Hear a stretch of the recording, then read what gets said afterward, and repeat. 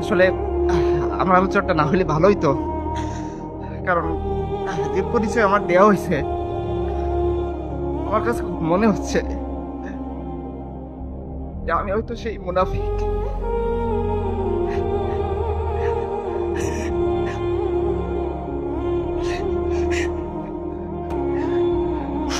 আমি এখানে আলোচনা করব, গিয়ে দিন শেষে আমার ছোট্ট সন্তানকে দেখে আমি আমার আলোচনা নিজেই ভুলে যাব।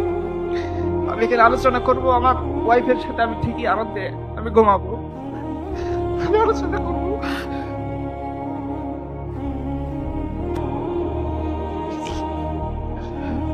আমি আলোচনা করবো আর আমাদের ভাইয়েরা এভাবে মরতেই থাকবেন। আমরা এবারের কথা বলবো, কিন্তু ইমানের থাকা যাক আমরা কখনোই পূরণ করবো না। আমরা আব্দুল ইবনে সুরাইলের সবাই কাতারে ঢুকে যাবো, কখন আবু বকর ওমরের মতো দাঁড়িয়ে মুসলিম উম্মার দায়িত্ব নিতে পারবো না।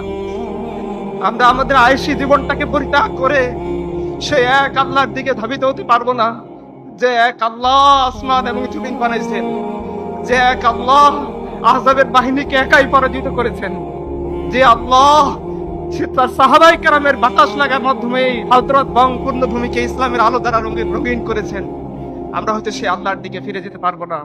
আমার খুব মনে পড়তেছে একজন কবি খুব আক্ষেপ করে বলেছিলেন, দিল পে হাত রাখ সত সত দাস হ্যাঁ মুসলমান কা মতলব क्या इश्क़ नबी नहीं सीने बिच पतरास ईमान का मतलब क्या तुझे हिंदुस्तानी ठीका से इतने जंग का मतलब क्या जिसपे पाक दिन का इज्जत नहीं उस हजरत बंग का मतलब क्या।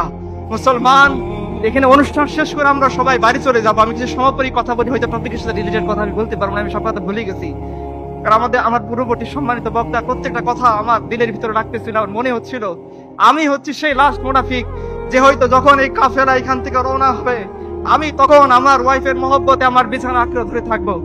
আমি সেই লাস্ট মুনাফিক যখন আমার ছোট্ট 7 বছরের বোন তার ছোট্ট ভাইয়ের লাশ ব্যাগে করে হসপিটালে নিয়ে আসবে, এই দৃশ্য আমি মোবাইলে দেখবো, আর আমি আমার স্ত্রীর সুখের জন্য বাইনার বাজার করার জন্য বাজারে চলে যাব।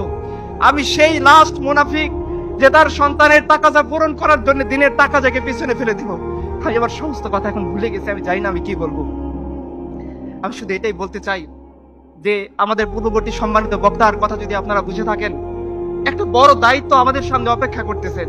আমরা জানি আমরা এই দায়িত্ব পালন করতে অক্ষম, কিন্তু আমাদের মাবুদ সক্ষম। তো আমরা জানি এই দায়িত্ব আমরা পালন করতে পারবো না, কিন্তু আমাদের রব আমাকে সেই শক্তি দিলেন। তো আল্লাহ তুমি আমাদেরকে সেই শক্তি দান করো। আল্লাহ তুমি আমাদেরকে মাটি কাঁদছে তোমার দিনকে আঁকড়ে ধরে থাকা তৌফিক দান করো। আল্লাহ তোমার দিনের উপর আমাদের মৃত্যু দান করো। আল্লাহ মুর্শিদে আসছে তুমি তো মুক্ত করেই দিবা, আমার মধ্যে একটা খুঁতায় কই কাফেলে তুমি শরীক করে দিও। আল্লাহ